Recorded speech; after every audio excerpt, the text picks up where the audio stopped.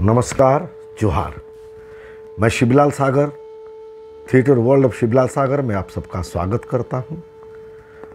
पिछले 9 एपिसोड से बात चल रही है रस सिद्धांत के ऊपर, और आज एक तरह से अंतिम कड़ी। अंतिम इसलिए कि हम रस और भाव के विषय पर लगभग चर्चा कर चुके हैं, लेकिन हाँ, अगर आप दर्शकों की ओर से जिज्ञासा होगी कि स्थायी भाव क्या सच में स्थायी है, होना चाहिए कि नहीं होना चाहिए, भरत क्या कहते हैं, क्या सोचते हैं, या बाकी विद्वान क्या सोचते हैं, अगर आप लोगों के जिज्ञासा आएगी तो मैं अवश्य बात करूँगा, वरना ये अंतिम कड़ी। और इस कड़ी में हम बात करेंगे शांत रस, 8 सात्विक भाव। सात्विक भाव को मैं ही भूल से छोड़ दिया था। कुछ साथियों ने याद दिला के कहा कि सात्विक भाव क्या होते हैं, एवं मैंने एक जगह चर्चा की थी साधारणीकरण या साधारणीकृत की, उसके विषय में हम थोड़ी सी चर्चा करेंगे। तो आइए हम बात करते हैं शांत रस के बारे में। शम स्थायी भाव है शांत रस का, तथा मोक्ष में प्रवृत्त करने वाला रस शांत है। ये तत्वज्ञान, वैराग्य, आशय शुद्धि आदि विभावों से उत्पन्न होता है। इसका अभिनय यम, नियम, आध्यात्म, ध्यान धारणा, उपासना, सर्वभूत दया, संन्यास ग्रहण आदि अनुभावों से करना चाहिए।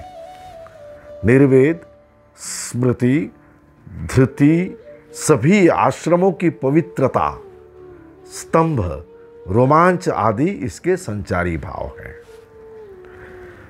जिसमें ना दुख है, ना सुख, ना द्वेष है, ना डाह, जिसमें सभी प्राणियों के लिए समभाव है।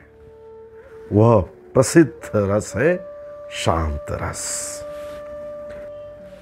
अपने अपने कारणों से शांत से विभिन्न भाव जन्म लेते हैं, और उस कारण के समाप्त होने पर फिर शांत में ही लीन हो जाते हैं।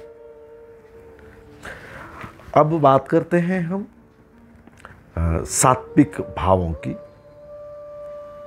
यह संख्या में 8 हैं, जैसे स्तब्ध, स्वेद, स्वरभंग, वैपथु, वैवर्ण्य, अश्रुपात, रोमांच एवं प्रलय।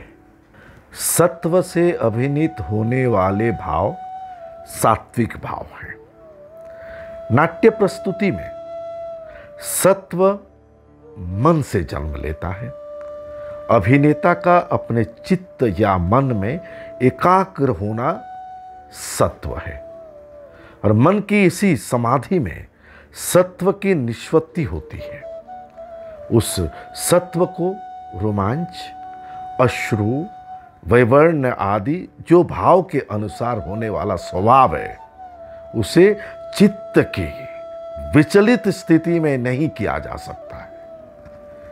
नाट्य लोक स्वभाव का अनुकरण है, अतः इसमें भी सत्व अपेक्षित है।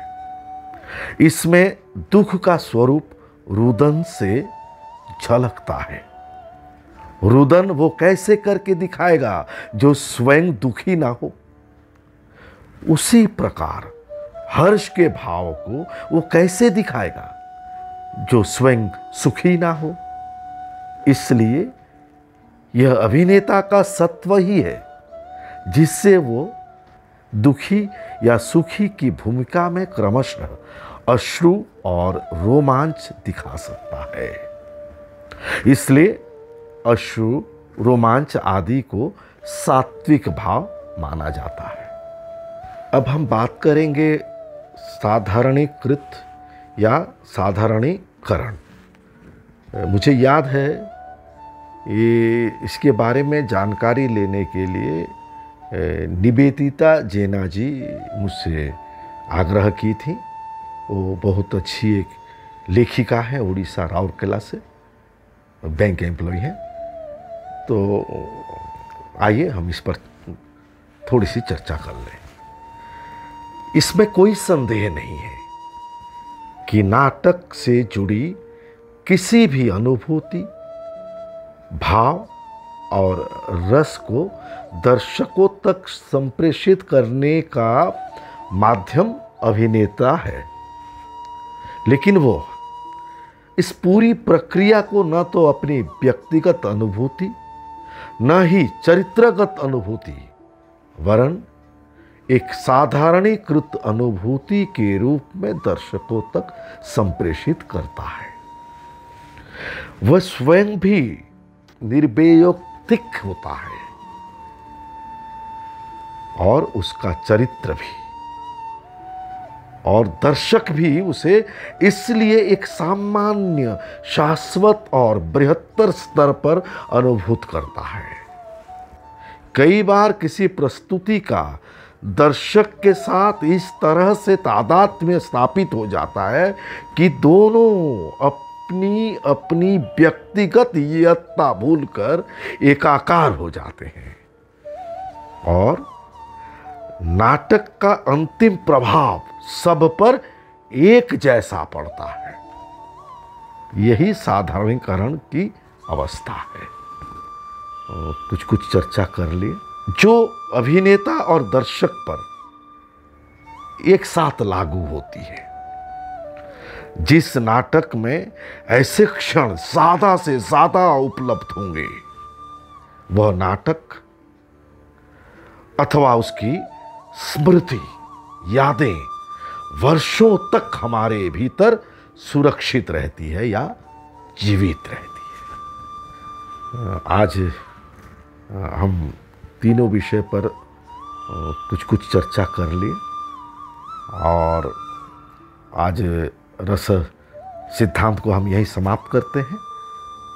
एक शर्त के साथ, अगर आप लोग और भी जानना चाहेंगे, खास करके स्थायी भाव पर, तो इस पर एक ऐसी चर्चा जो शायद ही बहुत कम जगह पर हुई होगी, बात कर सकते हैं।